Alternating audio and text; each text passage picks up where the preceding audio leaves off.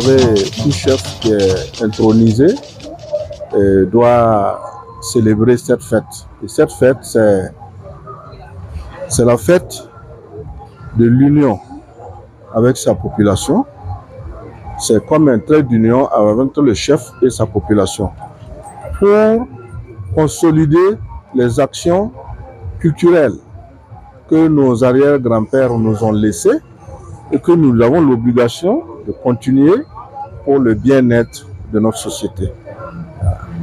Donc ça a lieu chaque année, et particulièrement cette année, c'est notre première. Parce que après mon intronisation, je dois observer 3 ans pour pouvoir le faire. Donc c'est la 3e année que nous sommes en train de célébrer comme ça et que maintenant ça doit continuer. Chaque année, on doit pouvoir le faire. Voilà. Merci. Pour demander le bien-être de la population, que les ancêtres puissent nous envoyer, nous donner une saison pluvieuse qui va nous porter beaucoup de nourriture et que tout le monde puisse s'auto-alimenter et vraiment demander la paix pour notre population. Voilà. La fête, elle est prévue pour une journée. C'est cette journée-là que nous observons aujourd'hui. Mais avant cela, il y a eu des rites coutumiers que nous avons faits. Et nous sommes donc en train de célébrer cet acte-là. Et c'est comme une fête aujourd'hui. Voilà. Ah oui, nous sommes, disons, à un moment critique pour notre sécurité. Donc, tout ce que nous faisons, c'est pour notre population, pour tout le Burkina, et surtout demander que cette insécurité que nous connaissons là, nous ne voulons plus que ça continue et nous voulons que nos arrière-grands-pères, nos ancêtres nous aident à booster ça de loin. Parce que nous ne voulons pas cette insécurité-là. Nos arrière-grands-pères n'ont pas connu ça. Ils vivaient en parfaite symbiose entre toutes les communautés. Vraiment, donc, c'est demander la paix, en quelque sorte, pour tout le Burkina. C'est un message de paix. C'est un message de paix. La paix, c'est quelque chose d'immense. Donc, lorsqu'elle est observée, tout est au parfait. On peut tout faire, mais tant qu'il n'y a pas la paix, nous ne pouvons rien faire. Donc, j'ai toujours demandé à ma population que la cohésion là doit nous apporter une paix totale pour que nous vivons ensemble au Burkina.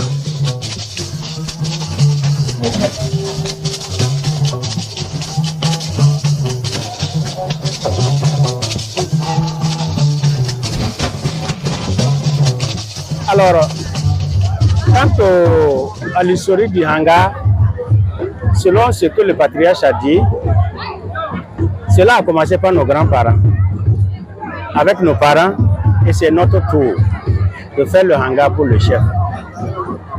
Mais historiquement parlant, le chef ne doit pas voir le Hanga tout près fait.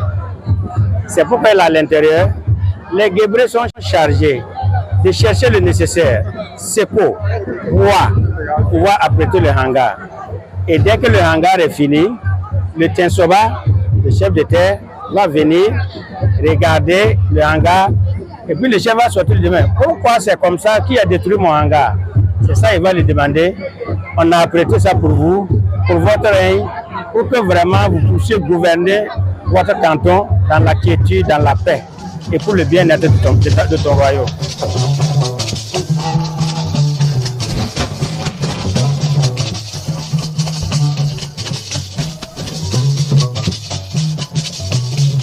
Monsieur le gouverneur, à cette cérémonie coutumière pour souhaiter une bonne célébration, lui souhaiter un bon règne et un règne surtout utile.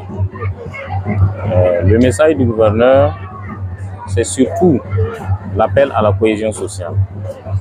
Et donc, les chefs qui s'inscrivent dans la fédération de la population, monsieur le gouverneur encourage et soutient ces chefs. Donc, c'est dire que le gouverneur attend donc à ce que la population soit davantage soudée ici à Niango grâce à ces cérémonies coutumières. Le chef s'est engagé dans sa réponse effectivement à unir la population, à fédérer l'ensemble des efforts de la population de façon à ce qu'ils vivent ensemble dans la paix et pour ensemble, en tout cas, s'engager dans le combat actuel que nous menons, en tout cas s'engager du côté donc de l'État pour en tout cas contribuer à la lutte contre l'insécurité que nous vivons. Donc, véritablement à des actions positives surtout, de façon à ce que la population puisse vivre en paix. Nous voulons que ce soit des chefs fédérateurs, que ce soit des chefs qui utilisent la tradition pour pouvoir faire évoluer. Nous sommes engagés dans cette dynamique de reconquête de notre territoire en utilisant toutes nos valeurs, les valeurs traditionnelles. Et c'est en ce sens que, en tout cas, toutes les initiatives des chefs qui s'inscrivent dans ce sens-là sont à encourager.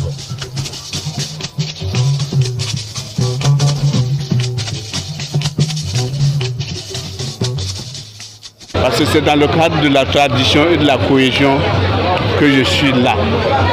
Parce que ce sont mes oncles maternels.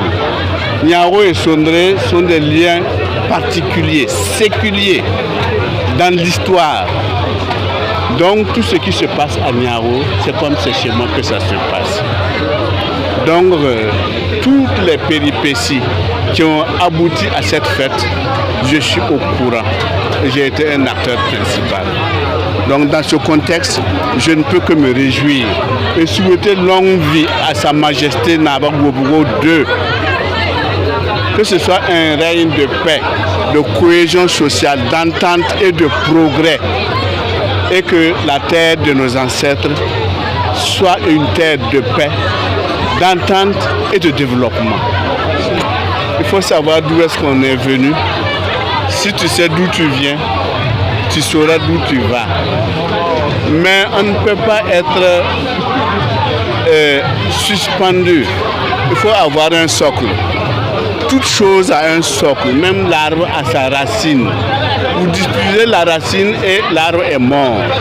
Par voie de conséquent, chaque personne, chaque individu, et surtout nous la jeunesse, qui avons essayé d'attraper certaines choses au vol, nous devons de revenir un peu, de faire une petite introspection pour voir d'où est-ce que nous sommes venus, c'est quoi notre socle et qu'est-ce que nous pouvons faire pour que ce socle-là puisse être une référence et nous permettre de nous développer et de nous épanouir comme les autres peuples. Parce qu'on ne part pas du néant pour être quelque chose. Il faut toujours partir d'une souche. C'est cette souche-là que l'on demande à la jeunesse de reconnaître et de le perpétuer et de bien asseoir ce socle pour mieux se développer.